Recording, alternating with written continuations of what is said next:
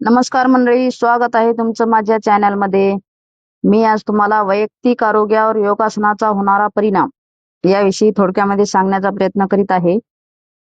तरी मंडळी, भारताने जगाला दिलेली महान देणगी म्हणजे योग होय. कालखंडात योगाची उत्पत्ती झाल्याची नोंदी आढळतात. महान ऋषी पतंजली यांनी योग ग्रंथाची निर्मिती केली. म्हणूनच योगशास्त्रांचे जनक म्हणून पतंजली यांचे नाव आजमर आहे. आधुनिक काळात योगाला इतके महत्त्व प्राप्त झाले आहे की आज प्रत्येक देशात योगाचा अभ्यास चालतो. तसेच योग हे एक स्वतंत्र शास्त्र म्हणून उदयास आले. आज प्रत्येकालाच योगाभ्यास करणे गरजेचे आहे. योग अभ्यासामुळे व्यक्तीमध्ये क्रांतिकारी बदल दिसून येत आहेत. म्हणून संपूर्ण जगात योगशास्त्रांचा प्रचार व प्रसार फारच झपाट्याने होत आहे. योगासनामुळे व्यक्तीच्या वैयक्तिक आरोग्यावर चांगलाच परिणाम होताना दिसून येते. थोडक्यात वैयक्तिक आरोग्यावर योगासनाचा काय परिणाम होतो हे पुढील मुद्द्यावरून अधिक स्पष्ट होईल. योगासनाचा आणि शारीरिक आरोग्याचा अत्यंत जवळचा संबंध आहे. योगासनामध्ये विविध प्रकारची आसने आहेत. त्याचा नियमित व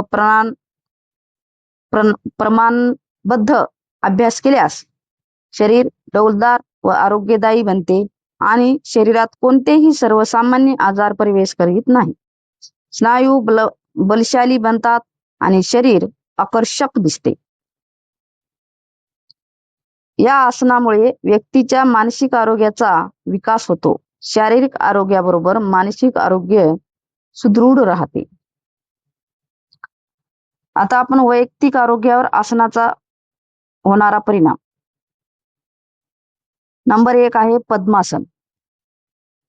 पद्मासन हे आसन अत्यंत महत्वाचे आहे. या आसनामुळे वैयक्तिक आरोग्यावर चांगलाच परिणाम होतो.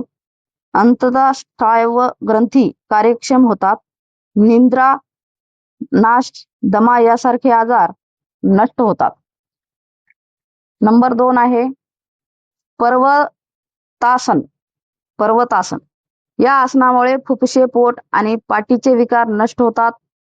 नंबर 3 आहे मुंडूकासन. या आसनामुळे पुरुषाची लैंगिक क्षमता वाढते, पचनशक्ती सुधारते, पोटाचे वजन कमी होते. नंबर 4 आहे गोमुखासन.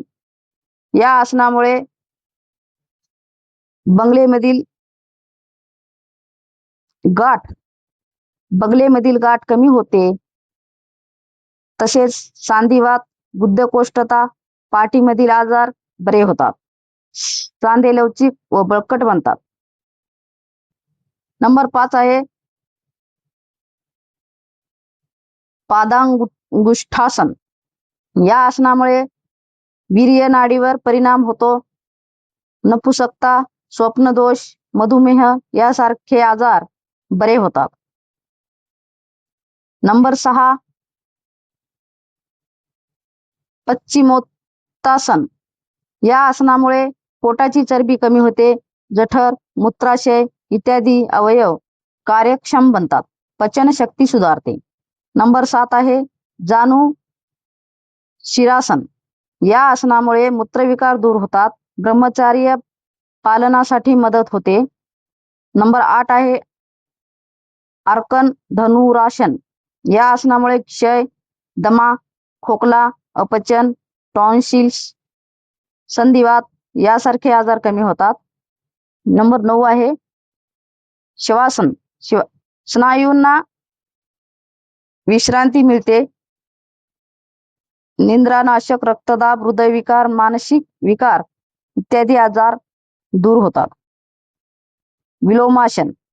या आसनामुळे केस पांढरे होण्याचे थांबतात. दृष्टिदोष दूर होतात.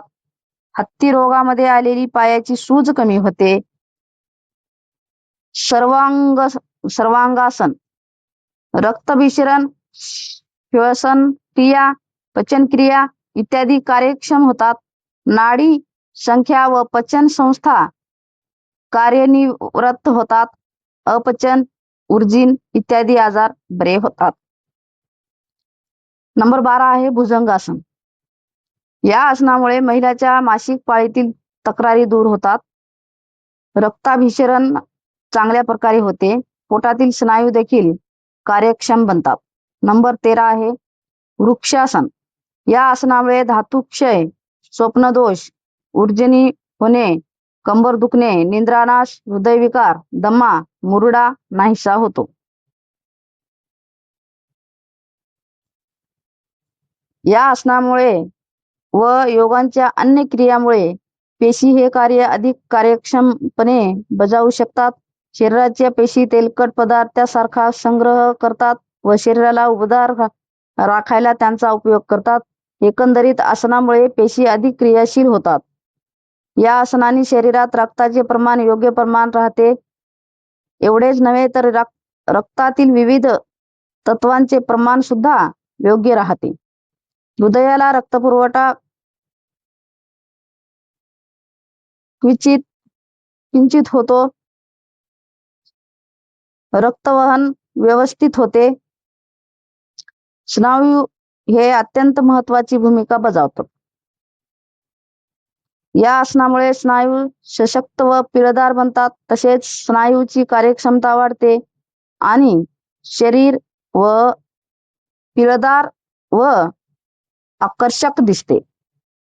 तर मंडळी, तुम्हाला माझी माहिती कशी वाटली ती मला कमेंटमध्ये सांगा आणि माझ्या चॅनलला लाईक आणि सबस्क्राईब करायला विसरू नका. धन्यवाद. थँक्यू.